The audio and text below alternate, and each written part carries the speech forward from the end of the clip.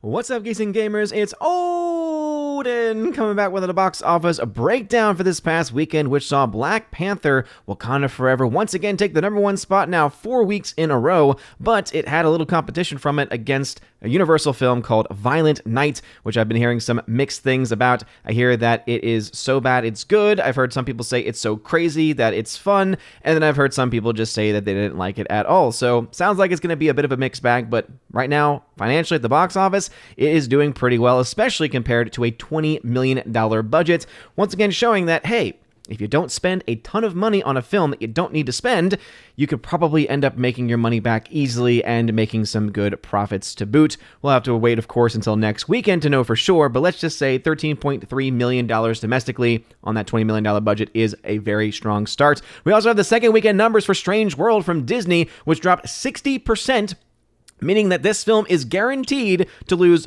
over $200 million. You heard that correctly. Over $200 million is what Strange World will be in the red. So a lot of bad news there. And let's go ahead and dive into the full charting as we go on. And again, thank you again for joining us this blessed Sunday and blessed Advent to everybody. Black Panther Wakanda Forever, though, did take the top spot, but actually had a much weaker performance, at least compared to that projection made by Box Office Pro. If you follow me over on my website, ombreviews.com, and on my YouTube channel, you would have seen that I covered their numbers, and they were expecting the film to make around $20 million or so, whereas the industry was projecting it to be a little bit lower, somewhere between 15 and 17. So for them, they're saying, again, people like Deadline and other so-called industry experts are saying that the film actually overperformed, whereas if you look at the Box Office Pro numbers, it well underperformed. And so really, if you see videos with either of those titles, that kind of help you explain why, because some people had different projections than others. Going to those numbers for Black Panther Wakanda Forever, at least they admit the fact that they were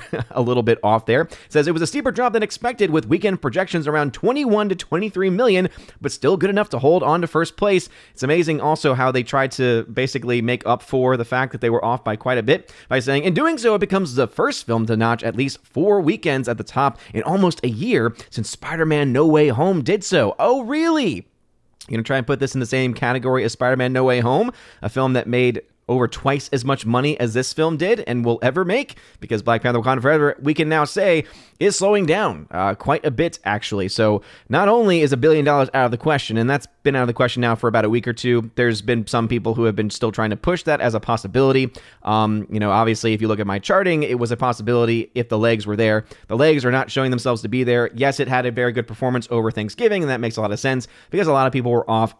But ultimately, it looks like things are starting to normalize. So it was able to make up a lot of ground up against another Marvel film that came out this year, Doctor Strange: The Multiverse of Madness. And so I think that still will pan out. I think the domestic number here will definitely be well over the $400 million or so that was made by Doctor Strange Multiverse of Madness, and we'll look at those numbers in just a second to give those exact numbers so that way people understand why I suspect that this film still has a good chance of tapping out somewhere between $450 and $500 million domestically. As I've been saying for a long time, do not sleep on the domestic numbers for this movie, because even though we are seeing this type of drop, that this is a 61% drop, do remember that when it came to the first Black Panther film, that film went on to have, even though it had drops every single week, was continuing to still make millions upon millions every single weekend. So though this film is well off where the first Black Panther was as far as overall money being made, overall tickets being sold, which is a whole other story, we again see this film still doing well enough to have already made its money back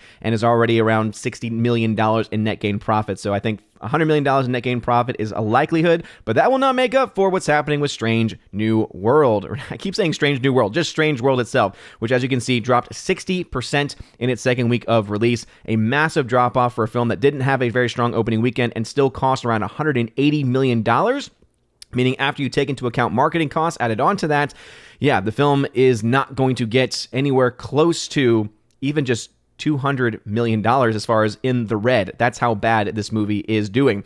The Menu dropped to the number, or rather rose to the number 4 spot, making another $3.5 million, so a pretty strong hold there in its third week of release. Only 35% of a drop. Still hasn't broken even yet, but still definitely a possibility. And then Devotion from Sony, another massive budget film, This one, dealing with the Korean War, dropped 53%. So on a $90 million budget, percentage-wise, it's not the worst in the world. But the fact that the film had a very, very small opening weekend on a $90 million budget, and as you can see, its per-theater ratio is pretty atrocious. This film is also guaranteed to lose well over $100 million for Sony. Doesn't mean that the film is good or bad. I've heard some people say it's good, but no one is actually going to see it. And if you want a fuller breakdown of the other films on this list, go check out my channel, OMB Reviews, where I will do a full box office breakdown after I finish filming this. But as you can see, talking a little bit about the Black Panther versus the Doctor Strange Multiverse of Madness, at the same point of release, right? Black Panther is at $393 million, whereas at the same point for Doctor Strange, it was at $370. So I was suspecting, based off of, again, the metrics that were being put forward by Box Office Pro, that it was going to get to $400 million, and had those numbers actually held out, it would have. Regardless of that, it's going to pass $40 million, well ahead of where well ahead of where Doctor Strange did. The question is, does it keep its around 6% increase domestically or not? And if that indeed holds, how close then does it get to $450 to $500 million by the end of its run? As you can see, when you look to Doctor Strange, it ended around $411 million. And so if it's projecting around 6% ahead, again, if it's able to hold on to that percentage, then you're looking at the film definitely having that chance of making an extra 20 to 30 million, which would put it close to $450 million. But if the film ends up doing much better down the line, especially in the domestic marketplace, you could then see the film end up making even closer to $500 million potentially by the end of its run. Either way, $1 billion is out of the question at this point in time, but the film still making it to $800+ million is, I would say, pretty much a guarantee at this point in time. Looking at the top box office of the entire year so far, that would put the film ahead of Thor: Love and Thunder, ahead of The Batman, putting it into the top 5 highest grossing films of the year. So yes, that's definitely a far cry from the $1.3 billion of the first movie, but it is still a top 5 movie, and so we do have to, of course, give credit where credit's due, having made $733 million. Violent Night, making worldwide $20.3 million. Again, very impressive numbers there for worldwide based on that $20 million budget. Strange World, $42.3 million. Even though right now the weird chart is saying somehow it's within range domestically, it doesn't make a whole lot of sense to me because this film is just doing so poorly. Don't let the charting confuse you. This film is a massive flop. Glass Onion and Knives Out Mystery only had that 1 week release where it made $15 million, and so that's the only number that we really have based off of the actual again, as far as box office returns are concerned. I don't know how they're going to be able to actually calculate any type of money that they're going to get from Netflix, right? It's coming out on Netflix December 23rd. So again, are they expecting people to sign up for the service? Are they expecting that 1 week preview to actually do something? I mean, to me, that would have been an opportunity for them to have it out in theaters and then to put it on Netflix not too long after. Yeah, you wouldn't make as much money if it was just theatrical, but at the very least, you would make something back, because right now, it's a weird situation. The Menu at $47.2 million, Devotion at $13.8 million, and that's why, as I said, not looking all that great for that film down the line. Looking at the charting for the weekend, as you can see, Violent Night's $20.3 million based off of a $20 million budget means its break even is around $50 million. I would say that's going to be a very likely number for it to hit. Right now, it's only about $17 million in the red. I think it'll be able to easily pass that up in the next couple of weeks. Whereas Strange World, that's right, as you can see right now, is around $253 million in the red. Projections are that it'll either lose $233 million or, best case scenario, $219. So as I said, not even getting that close to a $200 million in the red, lost territory. So even though Black Panther Wakanda Forever is expected to make $100 million in net gain profit, that's going to be well overshadowed by the massive losses of Strange World, not to mention the massive losses attached to Lightyear, right, which was well over $100 million flop as well for Disney, and it would not be able to be made up either by the very small minimal profits made by Thor: Love and Thunder. Really, the only thing coming from Disney this year, as far as massive properties are concerned, that's able to make up for these losses would be the returns that were made from Doctor Strange and the Multiverse of Madness, right, which was well over $950 million worldwide. Ended up making a good $300 million or so in net gain profit. But let's just say their net profits for this year are not looking all that great. Now, they might be expecting and waiting on Avatar: Way of the Water coming out in a couple weeks to be able to bring them over the edge. But even that film, right, it's not going to get anywhere close to the almost $3 billion that the first film made. It probably is going to at least make it to 1.5 and be the highest grossing of the year, which makes me sad because I think Top Gun Maverick is just such a great film. It deserves that top spot, and just everything I've seen from Way of the Water, and everything that I remember from the first film, I just can't see how the film could possibly be actually good. I mean, it might be nice to look at for some people, but for most people, I think it'd be like, yeah, I need a story. I need something that I'm actually going to want to go see, and not just, oh, look at the pretty visual lights. And yeah, I still got to pay a lot of money to go see that, though. And there's no story to actually back up any of the pretty lights and pretty effects. That does nothing for me. So with that being said, that film itself needs to make about $1 billion just to break even because of a massive ballooning budget.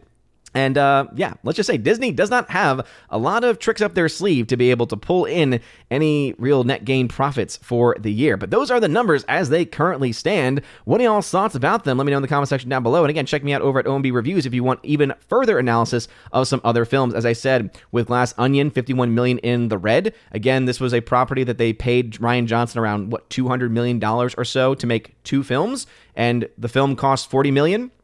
So do they really think it was worth that much? Are they going to be getting $200 million worth of new subscribers, or subscribers that are going to not cancel their account?